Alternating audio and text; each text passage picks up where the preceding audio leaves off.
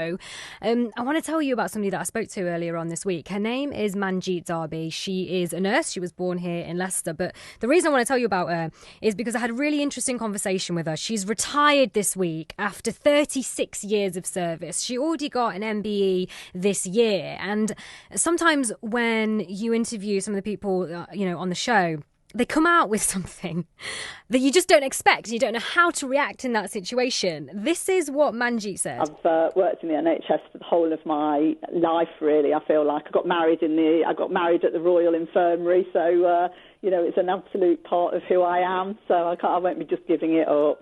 I mean, you love your job that much that you get married in your workplace. It's a brilliant story. You're going to hear it in full. And I always like celebrating people in our community on this show. Earlier on this week, I caught up with Manjit Darby. She's a nurse. She was born here in Leicester. And she's been honoured on the day of her retirement for her exceptional and significant contribution to the NHS. Now, she's got a brilliant story. And it was one of those interviews where someone throws something at you and you don't quite know how to react once they've told you. And I think you'll know the moment that I'm talking about. First, though, here's Manjit talking about how she felt when she received the recognition. I retired yesterday from 36 years of NHS service, and as part of my retirement due, the Chief Nursing Officer for England came on and presented me with the Chief Nursing Officer's Gold Award. So they're awards which kind of give you special recognition for the contribution that you've made to nursing. So she gives out probably a handful a year. So I was absolutely stunned to get one. So it was amazing and a real surprise. So it was fabulous. Great way to end a career, I think. Wow. Okay. So we've got two sets of emotions here. We've got 36 years and now retiring, as well as award recognition. It sounds, just overwhelming. What's going on emotionally for you right now, Manjit? Yeah, no, it's been an absolute, obviously 2020 has been a year that I won't ever forget. It started off with, I got an MBE in the New Year's Honours for services to nursing and patient care. That was it started off with that. And then, of course, we had COVID, which was just an absolute, overwhelming an assault on everything that we do and the way that we work in the NHS. So, it has brought out the remarkable, amazing talent of people that you just wouldn't think, could work in different ways. So, I've been working on COVID since March, up until I've left, really. So I abandoned my day job and then retirement on top of that. So it has been incredible, absolutely incredible. How has it been working over COVID? I think that what it gave me was a real sense of togetherness in the NHS in a way that I've never seen it before. So I've worked at regional level for several years, and I led with my colleague Nick Hardwick, led the response to testing in the region and setting up all of the regional testing sites. And then worked on the Leicester outbreak as the regional health lead. So, I think that what we saw were people working together, people having a can-do attitude, people using the skills and resources that are, at their disposal, and the partnership and the way that we worked was just incredible. Honest to God, it really was. And you see the energy and enthusiasm of people, people working 12 hours a day without even thinking about it. So it has been absolutely incredible. And I've been really proud to have been part of such a brilliant effort across the Midlands.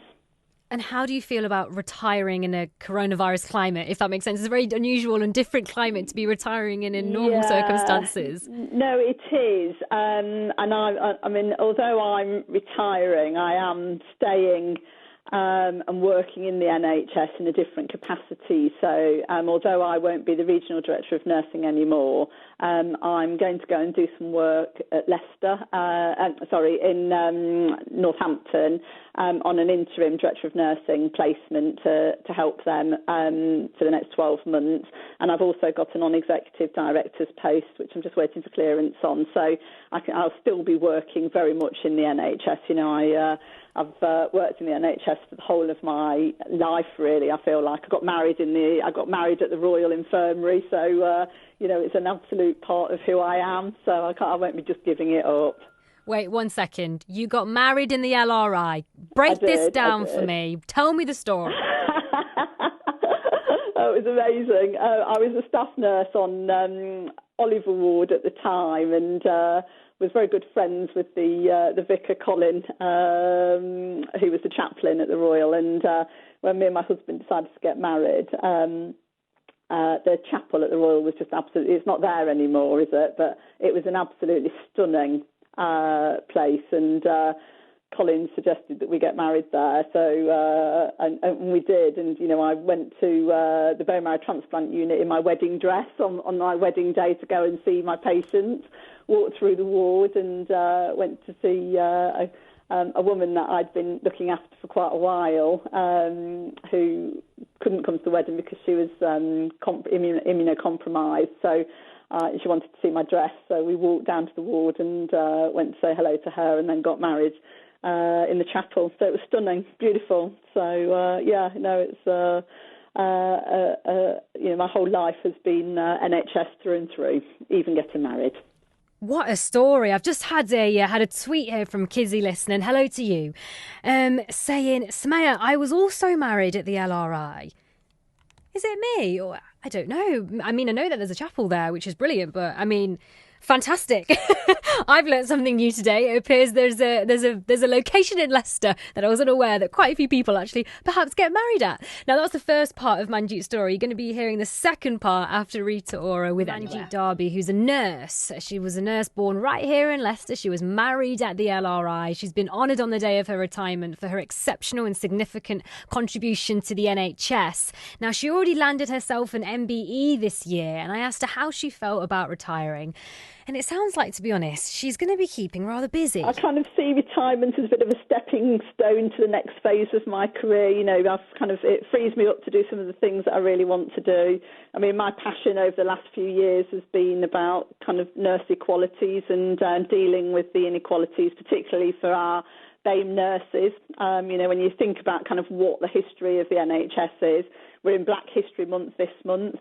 We've got probably, 230 odd trusts in the country, and only 3% of them have got black nurses, directors of nursing. So, we make up 20% of the workforce, but, there is a massive amount to do just in terms of making sure that we see success and equality for the nursing profession. I shall continue to do that work, retired or not.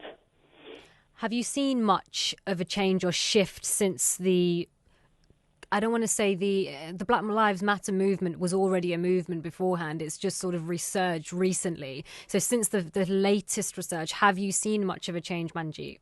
Yeah, well, I mean, I think that in the NHS, our response to COVID and the disproportional impact on our black workforce has really come to the fore. And, when you look at the people, our healthcare workers that have died, you see a massive number of BAME workers that lost their lives as a result of COVID. I think that has awakened a new sense of responsibility in the NHS, and certainly our response from our Chief Nursing Officer and the senior management team at the national team has been really strong. We're doing a lot of work on making sure that we protect and listen to our black workforce now, which is important.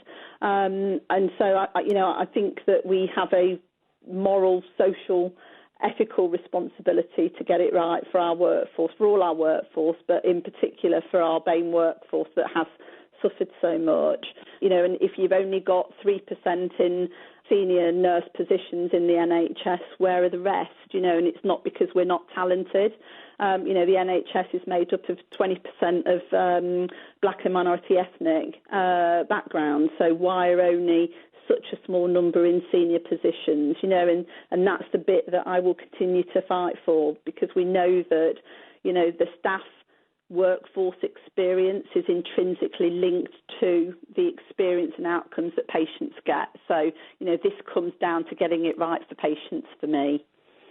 That's a really interesting link that you've made there, but actually a really sort of obvious one. If you are happy at work, then the way that you do your work is going to be different compared to if you're finding it difficult and you're not enjoying your work, or there are challenges there. Not to say that, you wouldn't be professional. Of course you would be, but I think we can all relate to what it's like going to work on a down day compared to going to work when we're having a good day, and the difference that makes, therefore, in being able to do your job to the best of your ability. Absolutely, and I think that we've got plenty of evidence about the inequality for nurses in the health service, in terms of discrimination, bullying, harassment, promotional opportunities, access to training, and then finding themselves in senior positions. So we have got to do more. We've got to do more. So, the higher up the pay band you go in the NHS, the lower the numbers of BAME nurses, and that's got to change. So, I will continue to do that work, retired or not. Well, I almost wanted to ask you to look back and sort of talk about the highlights of the last 36 years, but I feel like you've answered the question when you spoke about getting married at the LRI. Unless you can top that. Can you top that? I don't think I can. I mean, actually, this year is the one that I will remember the most. It's been full of highs and lows, getting through the challenge of COVID, and also, going to the palace, feeling really, family being really proud of me. I've got two daughters, Shana and Amelia, who, if they want to move into the NHS and become nurses and, follow in my footsteps, I want them to aim high. I want them to see that they can do the things that I've done, and, you can be successful as a black person in the NHS. So, think big. So, and it has been an incredible year for that for me. Manjit Darby there, MBE, speaking about her experience of working for the NHS as a nurse for the last 36 years. What a brilliant story.